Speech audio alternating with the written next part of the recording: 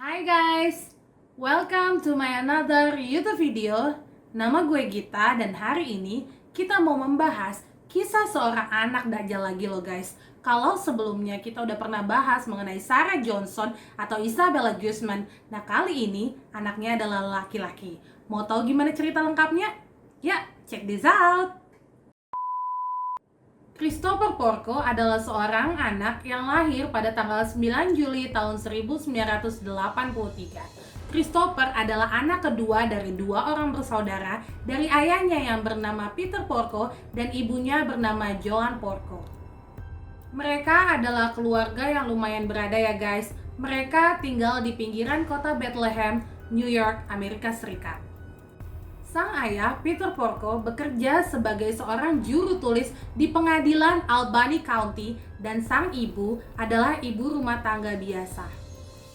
Kejadiannya terjadi pada tanggal 15 November tahun 2004, di mana Peter Porco tiba-tiba nggak masuk kantor. Nah, rekan kerjanya ini yang di pengadilan ceritanya mau berkunjung ke rumah keluarga Porco karena jarang banget Peter Porco ini absen tanpa kasih kabar.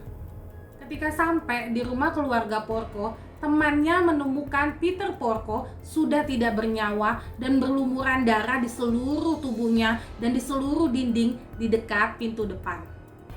Joan Porco, sang istri, juga ditemukan sudah terbaring di tempat tidur berlumuran darah. Jadi guys, itu satu rumah bener-bener udah penuh darah ya. Kamar, tangga, dapur, bahkan di lantai-lantai itu penuh genangan darah semua. Polisi dan tim medis pun datang ke rumah keluarga Porco. Polisi menemukan sebuah kapak pemadam kebakaran milik keluarga Porco yang penuh dengan darah. Polisi yakin nih kalau misalnya kapak inilah yang menjadi senjata pembunuhan atau senjata pelaku penyerangan ini. Polisi juga menemukan sebuah cek yang dibuat oleh Peter Porco untuk putranya Christopher Porco di atas rak piring yang roboh di lantai dapur. Peter Porco akhirnya dinyatakan meninggal dunia karena cedera parah yang dialaminya di kepala, dan Joan Porco berhasil selamat setelah melalui berbagai macam bentuk operasi. Selain Joan Porco ini sempat koma ya guys, mata kiri dari si Joan ini juga hilang, rahangnya pun hancur, gigi hilang, dan semuanya itu dikarenakan penyerangan pada hari itu. Menurut kepolisian, kejadian penyerangan dan pembunuhan ini terjadi pada tanggal 14 November tahun 2004 pada pukul dini hari. Christopher Porco sedang berada di kampusnya di Rochester University ketika kedua orang tuanya ini ditemukan mengalami penyerangan. Dan malam itu juga akhirnya Christopher kembali ke rumahnya. Dan ketika dia sampai ke rumahnya, Christopher Porco langsung diinterogasi oleh kepolisian. Seorang detektif kepolisian yang bernama Christopher Bowditch yang memimpin penyelidikan kasus ini. Bowditch juga adalah polisi yang datang ke TKP pertama kali bersama dengan tim medis. Ternyata detektif Bowditch sempat dong guys bertanya kepada Joan Porco ketika Joan dan Peter Porco baru ditemukan. Pertanyaannya gini guys, apakah ada anggota keluarga yang melakukannya? Dan Joan pun menjawab menganggukkan kepala yang mengatakan iya. Detektif Bowditch melanjutkan lagi nih guys pertanyaannya. Pertanyaan kedua adalah, apakah putra tertuamu yang melakukan ini? Lalu dijawab sama Joan Porco dengan menggeleng kepala yang berarti tidak. Dan pertanyaan terakhir dari detektif Bowditch sebelum akhirnya Joan Porco dibawa ke rumah sakit adalah, apakah anak bungsumu yang melakukannya? Lalu Joan Porco mengangguk lagi menandakan iya. Berdasarkan kesaksian dari Joan Porco, polisi akhirnya memfokuskan kepada si bungsu Christopher Porco yang pada saat itu masih berkuliah di Rochester University. Setelah polisi menyelidiki lebih dalam dan akhirnya telah ditemukan fakta-fakta yang mengejutkan mengenai Christopher Porco. Menurut teman satu kelasnya di kampus, Christopher ini adalah seorang alkoholik. Bahkan katanya dia pernah mengancam akan membunuh teman sekelasnya yang seorang wanita. Christopher juga diketahui pernah bertengkar di sebuah party dengan seseorang yang hampir mati guys, karena Christopher ini gak berhenti untuk mencekiknya. 2 tahun sebelum kejadian ini, rumah keluarga Porco ternyata sudah pernah kemalingan dong guys. Laptop dari Joan Porco adalah salah satu barang dari sekian banyak barang yang dicuri sama perampok itu. Dan ternyata laptop tersebut muncul lagi guys pada April tahun 2004 setelah polisi berhasil melacak adanya penjualan kepada seorang pria dari San Diego. Pria tersebut mengatakan membeli laptop tersebut di eBay dari Christopher Porco. Pada bulan Juni tahun 2003, sebuah klinik hewan tempat Christopher pernah magang juga sempat dibobol oleh maling, dan barang yang dilaporkan hilang adalah ponsel, kamera, dan komputer. Ternyata guys, semua barang itu ditemukan polisi di dalam brankas milik Christopher Porco di kamarnya. Christopher Porco mengaku kepada teman-temannya bahwa dia adalah seorang jutawan yang memiliki kehidupan yang jet set dan memiliki rumah di tepi pantai. Diketahui kalau Christopher memiliki hutang yang sangat banyak guys, sebesar $40.000 Amerika. Melihat tingkahnya yang seperti ini, polisi sih yakin kalau si Christopher ini kayaknya ikut dalam perjudian online.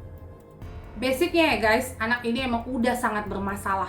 Selain perampokan, hutang yang banyak, Christopher juga bermasalah sama kampusnya. Jadi pada musim gugur tahun 2003, dia sudah resmi dikeluarkan dari kampusnya karena prestasi akademis yang sangat jelek. Lalu pada Januari tahun 2004, Christopher Porco sempat mendaftarkan diri di Hudson Valley Community College di Troy, kota New York, Amerika Serikat. Tapi sama aja ya guys, gak ada perubahan sama sekali. Nilainya dia tetap jelek, bahkan dia ini tidak menyelesaikan satu mata kuliah pun untuk semester itu. Pada bulan Agustus tahun 2004, Christopher Porco juga memalsukan transkrip nilai yang dia terima dari Community College yang menunjukkan bahwa dia telah menerima semua nilai A dan B, dan dia melamar kembali ke Rochester University. Untuk membayar kembali uang sekolahnya di Rochester University ini, akhirnya Christopher memberitahukan kepada kedua orang tuanya untuk mengambil pinjaman sebanyak $2.000 Amerika Serikat. Ayahnya setuju, lalu ayahnya menandatanganinya. Dan setelah berhasil divalidasi oleh pihak bank, ternyata sang ayah finansialnya nih oke guys. Biasanya ya pihak bank itu pasti menawarkan pinjaman yang nominalnya lebih tinggi lagi kan ya guys. Akhirnya Christopher mendapatkan pinjaman sebesar $31.000 Amerika dengan cara memalsukan tanda tangan ayahnya si Peter Porco.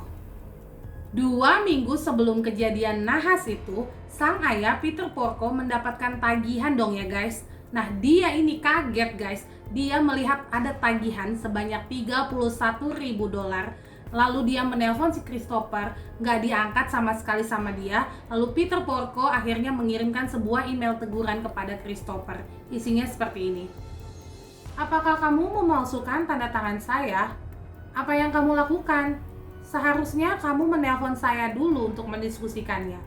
Saya menelpon Citibank pagi ini untuk memberitahu kepada mereka bahwa bukan saya yang menandatanganinya. Belum habis nih ya guys keselnya si Peter Porco sama anaknya. Besok paginya ada notifikasi baru muncul ke ponsel si Peter Porco yang mengatakan bahwa pinjaman dari Christopher sebanyak $16.000 untuk membeli sebuah mobil Jeep Wrangler warna kuning sudah disetujui oleh bank. Christopher juga menggunakan nama sang ayah yaitu Peter Porco untuk menandatangani pembelian mobil tersebut. Saking marahnya si Peter Porco sampai dia kirim email lagi ya guys kepada si Christopher. Isinya begini. Saya ingin kamu tahu jika kamu menyalahgunakan kredit saya lagi, saya terpaksa akan mengajukan pernyataan tertulis mengenai pemalsuan dokumen dan melepaskan semua tanggung jawab saya dari kampusmu dan dari hutangmu di Citibank. Tapi masih pada email yang sama ya guys. Di akhir kalimat, Peter Porco juga mengatakan hal seperti ini. Kami mungkin kecewa padamu, tapi ibumu dan aku masih mencintaimu dan peduli terhadap masa depanmu. Dan 7 hari setelah email tersebut dikirim, Peter dan Joan Porco dipukuli dengan kapak di rumah mereka. Christopher mengaku bahwa pada saat kejadian itu, dia sedang berada di asrama kampusnya. Tetapi detektif tuh nggak ada yang percaya gitu aja ya guys. Mereka yakin banget kalau Christopher lah pelaku penyerangan tersebut. Ada seorang tetangga mereka di Brockley Drive yang bernama Marshall Goke yang mengatakan bahwa pada tanggal 15 November sekitar jam 4 pagi, dia melihat ada sebuah Jeep Wrangler berwarna kuning di depan rumah keluarga Porco. Detektif juga menghubungi petugas tol dekat rumah keluarga Porco yang pada tanggal itu sedang bertugas. Petugas tol tersebut mengingat memang benar bahwa ada sebuah Jeep Wrangler berwarna kuning yang lewat. Dan Christopher terekam dalam CCTV di Rochester University. Jeep Wrangler warna kuning meninggalkan kampus tanggal 14 November sekitar jam 10.30 malam waktu setempat, lalu datang kembali pada tanggal 15 November sekitar jam 8.30 pagi waktu setempat. Selama beberapa bulan, Christopher Porco diperiksa secara rutin oleh kepolisian maupun oleh ahli kejiwaan. Banyak orang yang fokus sama kejiwaan si Christopher ini. Seorang psikolog percaya bahwa Christopher Porco adalah seorang sosiopat yang suka berbohong, yang secara konsisten dia lakukan untuk meyakinkan kenalannya bahwa dia berasal dari keluarga yang kaya. Dalam masa pemeriksaannya si Christopher ini, banyak sekali dramanya ya guys. Penyidik belum berhasil menemukan bukti secara langsung bahwa Christopher lah pelaku penyerangan tersebut. Di kapak, senjata pembunuhannya ini juga nggak ditemukan sama sekali sidik jari. Dan di jeepnya si Christopher nggak ada jejak darah sama sekalipun. Pada bulan November tahun 2005, akhirnya Christopher berhasil ditangkap dan disidangkan. Persidangannya juga alot ya guys. Dihadirkan begitu banyak saksi untuk kasus ini, termasuk sang kakak Jonathan Porco pun turut bersaksi di pengadilan. Dan pada bulan Mei tahun 2006, untuk sidang lanjutan, Christopher berjalan bergandengan tangan dengan sang ibu, Joan Porco, masuk ke ruangan pengadilan. Bahkan ya, sang ibu Joan Porco bersaksi membela Christopher Porco di pengadilan loh guys.